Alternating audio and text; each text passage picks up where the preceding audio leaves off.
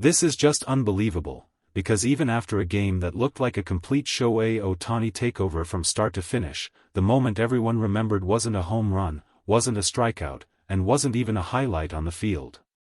It was something that happened after the final out, when the stadium had already started to empty, when the cameras had started to shift away, and when most people thought the story of the night was already finished. 6 scoreless innings. 5 times on base. A performance that would normally dominate every headline in baseball. And yet, somehow, that wasn't what left Diamondbacks manager David Lovullo standing in silence in a hallway, replaying a short conversation in his mind over and over again. On the field, Ohtani had been exactly what everyone has come to expect, and yet still somehow more than that at the same time. From the very first inning, there was no feeling out process, no gradual build-up, no early game uncertainty. He stepped onto the mound and immediately controlled the tempo. Every pitch had intention. Every sequence had structure. Hitters weren't guessing wildly, but they were still a step behind. Even when they made contact, it felt contained, like the game itself was being compressed into smaller and smaller margins that Ohtani controlled without needing to say a word. 6 innings passed like that. Not chaotic dominance, but controlled suffocation. No runs allowed. No momentum shifts. No moment where Arizona could feel fully settled.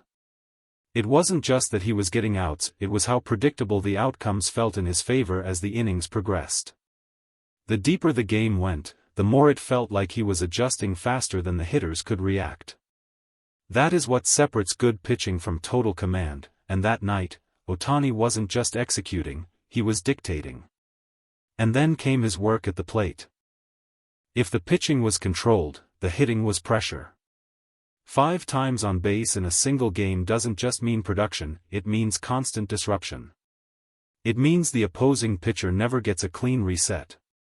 It means every inning feels like it carries a threat that refuses to disappear. Even when Ohtani wasn't driving in runs directly, his presence alone reshaped how Arizona had to approach the game. Every at-bat felt like a warning that something could break open at any moment. But what made it even more difficult for the Diamondbacks wasn't just the numbers. It was the rhythm. Ohtani didn't dominate in bursts that could be emotionally processed and recovered from. He dominated in repetition. A steady cycle of impact. Pitch, control, get outs. Hit, reach base, apply pressure. Reset. Repeat. There was no emotional break in the pattern, no opportunity for Arizona to settle into comfort. It was constant exposure to elite execution. From the outside, that alone would have been enough to define the night. A two-way performance at that level typically becomes the entire story. Analysts break it down, fans replay it, and teammates celebrate it. But baseball has a strange way of revealing its most interesting moments after the game ends, when the scoreboard no longer matters and the conversations become quieter, more honest, and sometimes more revealing than anything that happened on the field. That is where this story shifted. After the final out, as players began to filter through dugouts and tunnels and into the usual post-game routines, Diamondbacks manager David Lovullo found himself walking through a quiet corridor inside the stadium. It was one of those in-between moments that managers know very well. The game is over, but the mind is still active. Decisions are still being reviewed. Matchups are still being replayed. A manager doesn't just leave the game when the final pitch is thrown. He carries it with him, often for hours afterward. That is when he saw Ohtani. There was no spotlight. No media crowd. No post-game staging. Just a hallway. A brief intersection between two sides that had just competed against each other. In most cases, this would be a polite nod, maybe a short exchange, and nothing more. But what happened next didn't fit that expectation. Ohtani spoke. And the tone of what he said wasn't what Lovullo expected from someone who had just delivered one of the most complete performances of the season. There was no emotional inflation. No visible pride. No attempt to reflect the night as something exceptional. Instead, there was something unusually restrained, almost matter-of-fact, as if the performance that everyone else was still processing had already been mentally filed away by him as just another step in a longer process. It wasn't arrogance. It wasn't a dismissal. It was something else entirely. A kind of internal standard that didn't rise or fall based on external reaction. And that is what hit Lovullo. Because managers are used to seeing players process success in a certain way. Some celebrate it. Some analyze it. Some downplay it publicly but feel it internally.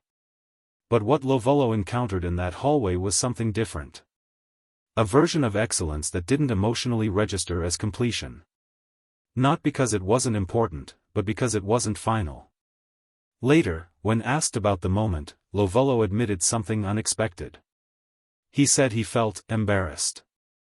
Not in a literal sense of confrontation or disrespect. But in the sense of perspective.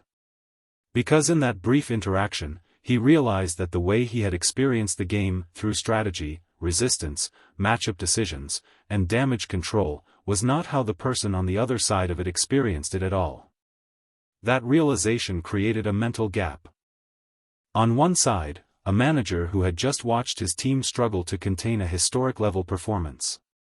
On the other side, a player who seemed to view that same performance as something still unfinished, still capable of being improved, still not fully aligned with his own expectations. That difference in interpretation is what lingered. Because what does it mean when dominance doesn't feel like dominance to the person producing it? That question stayed with Lovullo long after the conversation ended. It wasn't about losing the game anymore. It was about understanding how someone could operate at that level and still speak about it in a way that suggested there was more to reach. In baseball, most players live in cycles of emotional validation. A good game brings confidence. A bad game brings adjustment. A great game brings recognition. But Ohtani's approach seems to flatten that emotional curve. There is no visible spike of satisfaction that lasts beyond the moment. There is no extended emotional attachment to performance.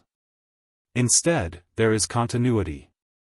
Everything flows into the next assignment, the next game, the next opportunity. That creates something unusual for opponents and observers alike. Because when greatness doesn't pause to acknowledge itself, it becomes harder to frame in normal competitive language. It stops feeling like a peak and starts feeling like a baseline that is constantly being redefined. Inside the game itself, that shows up in subtle ways. Pitchers don't just adjust for his power, they adjust for his patience. Fielders don't just prepare for contact, they prepare for impact at any moment. Managers don't just plan for at-bats, they plan for momentum shifts that can happen instantly. And through all of it, Ohtani remains steady in a way that doesn't reflect emotional escalation. That steadiness is what makes hallway moments like this so powerful. Because there is no stadium noise to interpret it. No broadcast framing. No highlight context. Just two people walking away from a game with completely different internal summaries of what just happened. For Lovullo, the embarrassment he described wasn't about being outmatched. It was about realizing how limited his perspective was in comparison to the mindset he had just encountered. He had prepared for a game.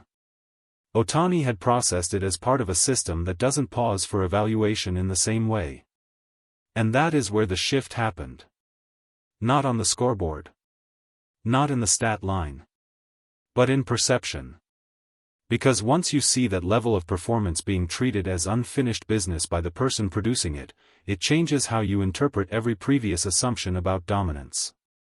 It raises uncomfortable questions for opponents. It challenges traditional ideas about peak performance. It forces a reconsideration of what consistency really means when consistency is paired with elite output in multiple phases of the game. And for Ohtani, none of that seems to require acknowledgement. He continues forward as if the conversation about the game belongs to everyone else, not to him. As if reflection is outsourced to observers while he remains focused on execution. That separation is exactly why moments like this stand out so strongly. Because they reveal that the most impactful part of his performance is not just what happens during the game, but how little emotional residue it leaves behind afterward. 6 scoreless innings. 5 times on base. A win that could have defined the night. And yet, the defining moment wasn't on the field at all. It was in a hallway, where a veteran manager walked away not just thinking about what he had just seen, but questioning how differently greatness can be understood depending on who is experiencing it.